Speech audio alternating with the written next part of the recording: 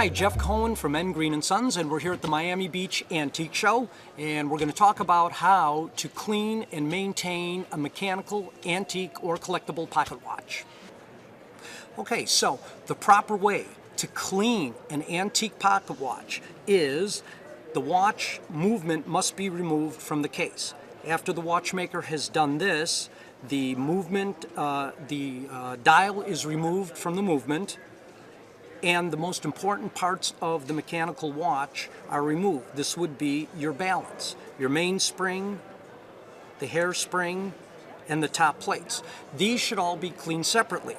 All watchmakers use an ultrasonic watch cleaner, and there's a basket that is set into the cleaner with special cleaning fluid, and the basket contains smaller individual baskets so that each integral and important part is cleaned separately so that these don't move around, bang around, or hit each other during the cleaning process.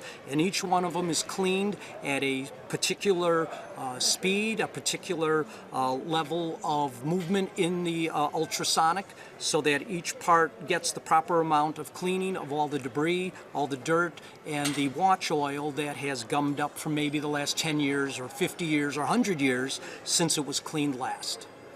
And that's how you clean an antique pocket watch.